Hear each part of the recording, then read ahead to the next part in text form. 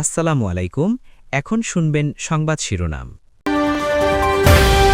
বিএনপিকে সংবিধান সংস্কার পরিষদের শপথ নেওয়ার আহ্বান নাহিদের। জনগণের ম্যান্ডেট থাকায় প্রয়োজন হবে না বললেন সালাউদ্দিন। 2 টন ওয়ারহেডবাহী মিসাইল ছুড়ল ইরান। ইসরায়েলে ব্যাপক ক্ষয়ক্ষতি। হরমুজের দখল রাখতে জামালপুরে স্বামীকে বেঁধে স্ত্রীকে ধর্ষণের ঘটনায় 3 জনের মৃত্যুদণ্ড, প্রত্যেককে 1 লাখ টাকা করে জরিমানা। রায়ে বাদীপক্ষের সন্তুষ্টি প্রকাশ। দিনাজপুরে জমে উঠেছে ঈদবাজার, দোকানগুলোতে বাহারি পোশাকের সমাহার, চাহিদার শীর্ষে বিদেশি পোশাক। এতক্ষণ শুনছিলেন সংবাদ শিরোনাম। এখন শুনবেন বিস্তারিত। জুলাই সনদের আলোকেই ডেপুটি স্পিকার সহ সকল পাওনা বুঝে নিতে চায় বিরোধী দল, অন্যথায় নয়। গণভোটে পাশ হওয়া সব প্রস্তাব বাস্তবায়নে সংসদের পাশাপাশি রাজপথেও ভূমিকা রাখার কথা জানিয়েছেন বিরোধী দলীয় নেতা ডাক্তার শফিকুর রহমান। 24কে অগ্রাহ্য বা পাশ কাটিয়ে গেলে 26শে নির্বাচন জাতির জন্য কোনো সুফল বয়ে আনবে না বলেও মন্তব্য করেন তিনি। আর বিরোধী দলীয় চিফ হুইপ নাহিদ ইসলাম বলেছেন, সরকারি দলের সংবিধান সংস্কার পরিষদের শপথ নেয়ার দাবি অব্যাহত রাখবেন তারা। ত্রয়োদশ জাতীয় সংসদের প্রথম অধিবেশন সামনে রেখে বুধবার বৈঠকে বসে বিরোধী দলের সংসদ সদস্যরা। জাতীয় সংসদ ভবনের সভাকক্ষে বৈঠকে সভাপতিত্ব করেন বিরোধী দলীয় নেতা জামাত আমির ডাক্তার। বৈঠক শেষে সংসদের এলডি হলে সাংবাদিকদের তিনি বলেন, ডেপুটি স্পিকার সহ বিরোধী দলের সকল প্রাপ্য জুলাই সনদের আলোকেই বুঝে নিতে চান তারা। জুলাই সংস্কারের যে প্রস্তাব, সেই প্রস্তাবটা পুরোপুরি বাস্তবায়ন হোক। এর আলোকে বিরোধী দলের যতটুকু পাওনা আমরা অতটুকু চাই, এর বেশি চাই না। ওই প্রস্তাবেই আছে যে একজন ডেপুটি স্পিকার বিরোধী দল থেকে হবেন। আমরা খণ্ডিতভাবে এটা চাচ্ছি না, আমরা চাই প্যাকেজ, আমরা চাই পিসমিল, পুরাটাই সেখানে গ্রহণ হোক, বাস্তবায়ন হোক। সরকারের ইতিবাচক কাজে সমর্থনের পাশাপাশি গণভোটে থাকা সকল বিষয় বাস্তবায়নে সংসদ ও সংসদের বাইরে সোচ্চার থাকার কথাও বলেন শফিকুর রহমান। আমরা আগেই বলেছি, বিরোধিতার জন্য বিরোধিতা নয়, সহযোগিতা করতে হলে সেটা দেশ এবং মানুষের জন্য, আর বিরোধিতাও করতে হলে দেশ এবং মানুষের অধিকারের জন্য।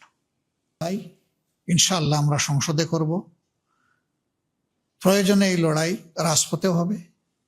এটা গণতন্ত্রের সৌন্দর্য।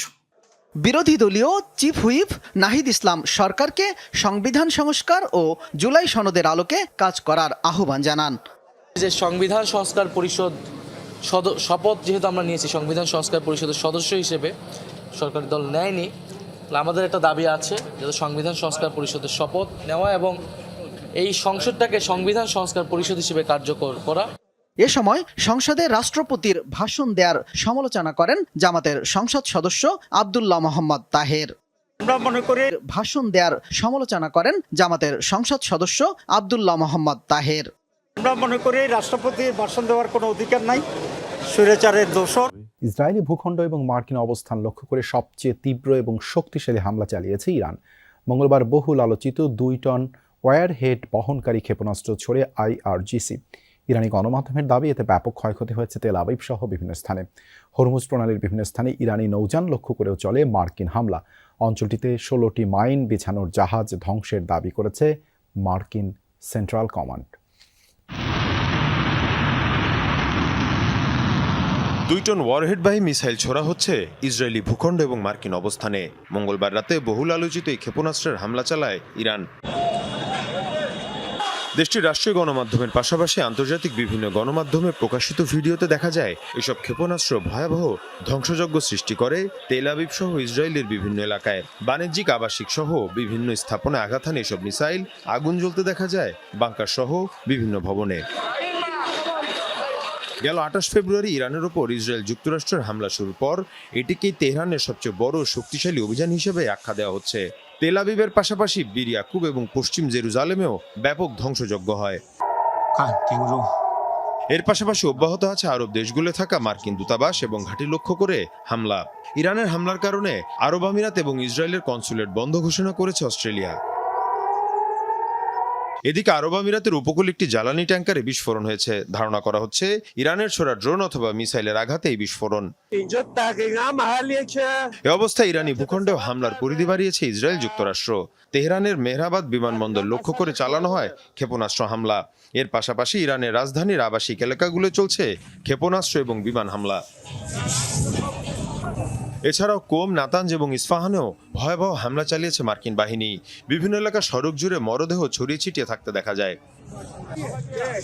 জামালপুরের স্বামীকে গাছের সাথে বেঁধে স্ত্রীকে সংঘবদ্ধ ধর্ষণের ঘটনায় 3 জনকে মৃত্যুদণ্ড দিয়েছেন আদালত।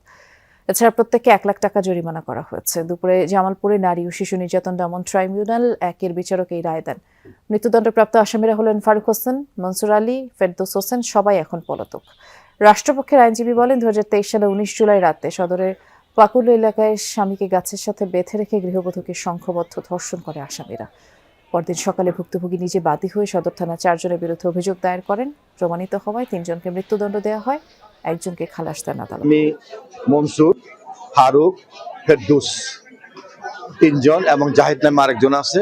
এই 4 জন ওই যে ডিমের আড়তের টাকা তুলতে গিয়েছিল রাতে 9:30টার সময়। তখন আসামিরা তার স্বামীকে গাছের গুড়ির সাথে বাঁধে রাখে।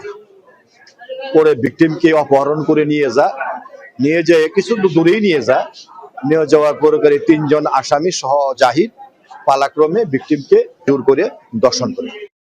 সাতক্ষীরায় কেন্দ্রীয় মন্দিরের তালা কেটে স্বর্ণ চুরির ঘটনা ঘটেছে। ভোরে মন্দিরের তালা কেটে ভেতরে 2 চোর ঢুকে এবং সিসি ক্যামেরার ফুটেজে দেখা যায় 4টি প্রতিমায় থাকা 8 ভরি স্বর্ণালংকার ও নগদ অর্থ তারা চুরি করে।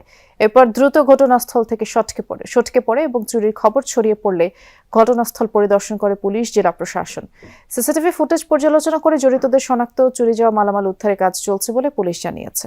নিত্যপণ্যের দাম নিয়ন্ত্রণে রাখতে বাজার মনিটরিং কার্যক্রম জোরদার করেছে গাজীপুর সিটি কর্পোরেশন। সকাল থেকে নগরীর বিভিন্ন কাঁচা বাজার, ব্যবসা প্রতিষ্ঠান পরিদর্শন করেন সিটি কর্পোরেশনের প্রশাসক মোহাম্মদ শওকত হোসেন এবং প্রধান নির্বাহী কর্মকর্তা মোহাম্মদ সোহেল হাসান।